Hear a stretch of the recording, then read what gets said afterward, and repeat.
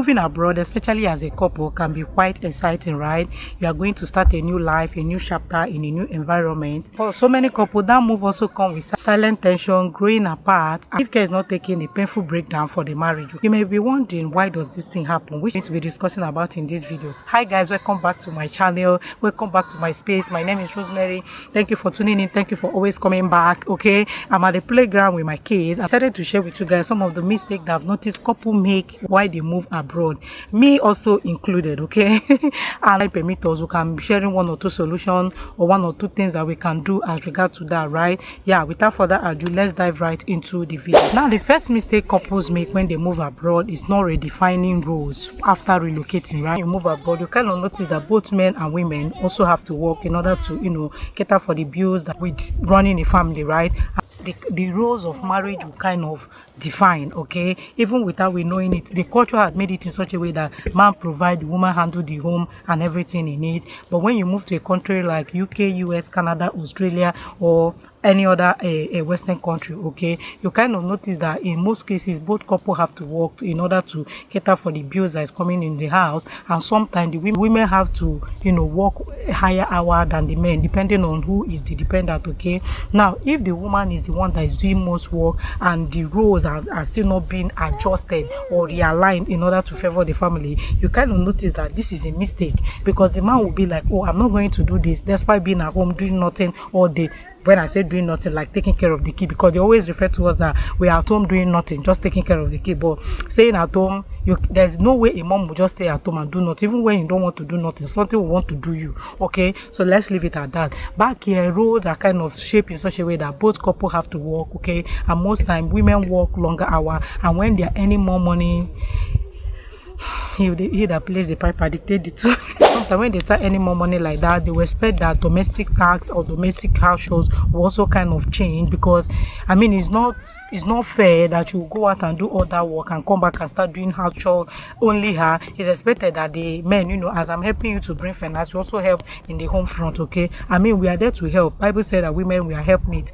Sometimes these men will leave everything for us, both the financial aspect and the the house chores. Couples don't talk about this and redefine their rules and expectations. Resentment will set in. The man on the other hand will start feeling like, oh, my wife is no longer respecting me. The woman on the other hand will start feeling like, oh, I'm not being appreciated enough, I'm not being heard, to start denting a blow on their marriage. Okay, that's one of the mistakes I've noticed that couple make when they migrate from their country to another country. If you ask me, I kind of feel that when a couple move from one country to another, that means all that excitement that comes with it. They need to sit down and realign their rule with the expectation or with the environment or with the culture of that country they're migrating to, right? Yeah, so if you are a couple moving on to another country, maybe from your own country that you were born and bred and born and buttered, or you were raised, and you're moving to another country, it's very, very important to realign your role to match up with that country that you're going, so that you guys will not have any mistake that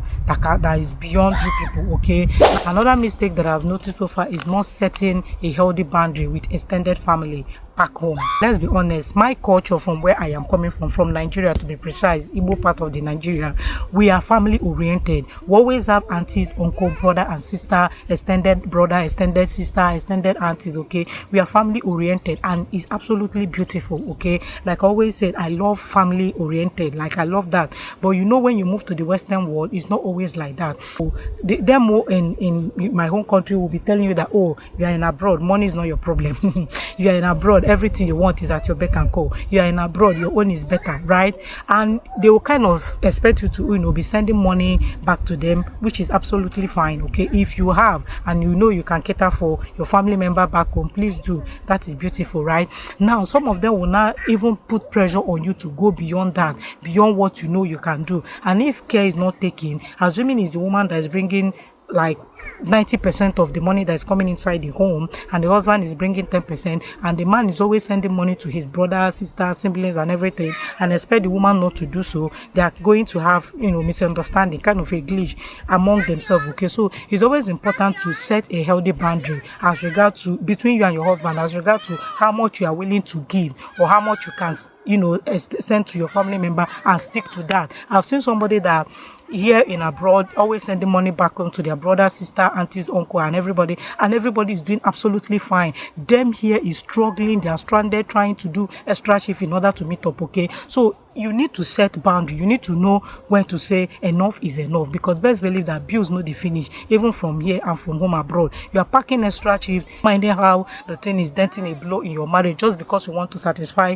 people back home that are enjoying themselves, okay, living freely. Without you, with or without you, they can still survive, right? So set a healthy boundary and stick to that, point blank period. Another mistake that I've noticed so far is neglecting emotional intimacy. Truth be told, guys, in case you see children running around, my kids are just playing. Okay, truth be told, the hustle and bustle of the Western world can make you to feel like emotionally drained for each other, and your spouse might be working a different shift and you don't even have time for each other. When a guy is saying, "Madam, how far?" you are like, "What do you mean how far? Don't you see that I'm tired?" You are going off to go and sleep. Okay, and in a case whereby you people are doing a opposite shift, one is going in the morning, one is going in the night, you guys only communicate through letter. When you are going, you write letter to your husband and be like, "Honey, you know I love you, stay blessed, take care of the kids." You drop the key, drop everything and leave. When you come back, you will read your letter and write it. Yes, the hustle is real. There are people that the only time they have proper conversation as a couple here in UK is in the car when they are going to their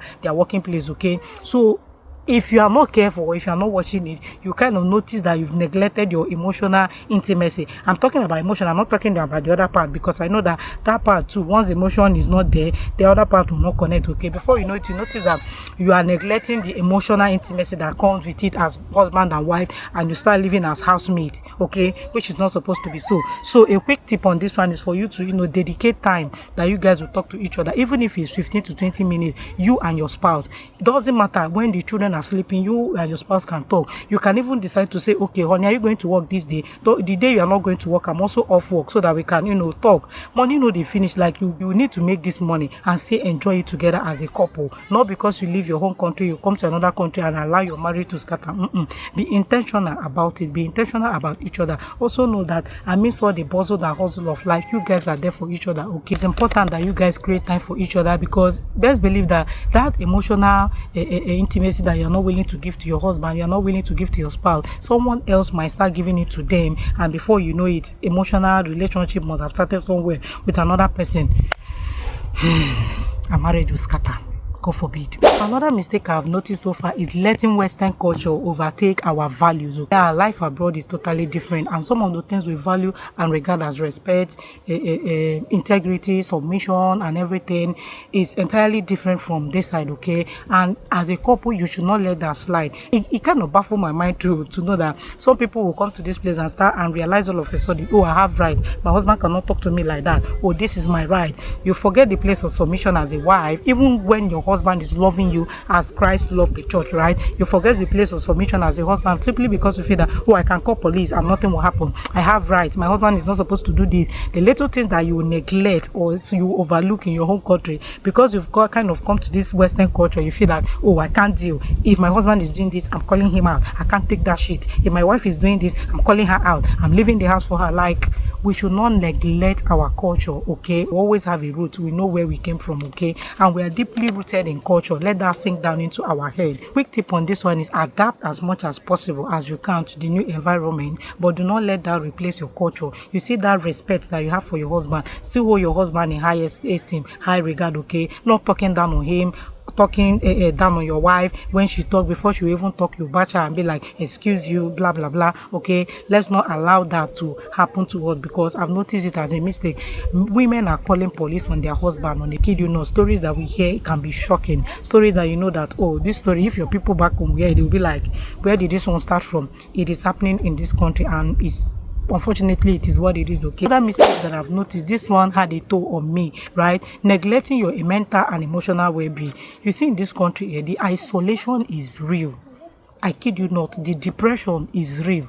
The weather is cold, like depressing. You can even stay 1 week, 2 weeks without even seeing your neighbor. Like, if you don't want to come outside, you stay in your room, order anything that you want, to still be fine. Okay, so I didn't know that that thing was having a toll on my mental health. Before you know it, I'll start snapping, and the things that's supposed to make me happy, I'll start crying, okay?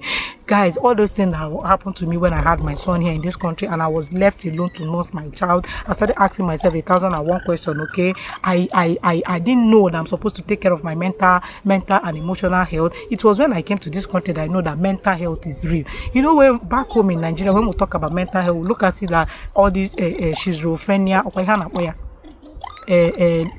schizophrenia, psychosis, all these people that have, you know, mental health issue. You don't know that even depression, anxiety, they are all related to mental health. The thought of harming yourself, the thought of harming somebody, the thought of harming your children, they are all related to mental, okay? So if you move abroad and try as much as possible to take care of your mental health, very, very important. The days you will break down, they are there. And it makes you human, right? There are days that you wake up, you remember all the beautiful things that are happening in your whole country, you start crying. When you finish crying, clean up your eyes, dust up your ass and get to work, okay? Work on your emotional health so that you also be in the right frame of mind to parent your children. Be a good couple, a good colleague to people at work and your husband at home. Be willing to seek support or advice, okay? I don't neglect how I feel, to be honest with you guys. If I'm not feeling okay, if I'm feeling bad, I'm opening up my mind. I'm telling my husband, see, today I don't want anybody to talk to me because I'm feeling bad. And as much as I said that, I go back to my place of prayer and, you know, kind of ask the Holy Spirit, please, I don't like this feeling, I don't like this mood, and I start singing praise. Before you know it, the joy of the Lord is our strength, right? And because God is always happy, He wants us to imitate Him, be like Him, and kind of find something to do to snap out of that feeling, because it can lead to depression, it can lead to resentment, okay? And all those things, they are real. We need to watch it. Relocating is not just physical thing, packing your load and just going, okay? It's also emotional, it's also mental, and it's also like exhausting if you look at it that way, okay? So let's try as much as possible to also look at that in that aspect. Talk to someone if you're feeling bad. Do not neglect how you feel, because I want to believe that a healthy marriage starts with two matured people that are emotionally balanced. They're in the right frame of mind to do all the things they want to do. In case you just scroll to this video and you get to this point, let me recap what I've been saying. The 5 mistakes that I've noticed people make when they move abroad is redefining their rules after relocating, okay? Not setting a healthy balance between family members, neglecting emotional intimacy, right? Now allowing or letting Western culture override their core value, and the last but not the least, not taking care of their mental health. If you watch this video up to this level, don't forget to like. Let me know the one you resonate with in the comment section, okay? Let me also know what you think I can improve on my video. Let me know in the comment section, okay? Don't forget to like, don't forget to share, and don't forget to subscribe. Come your way next time. I remain your girl, N. Rose. Remain blessed. Bye guys.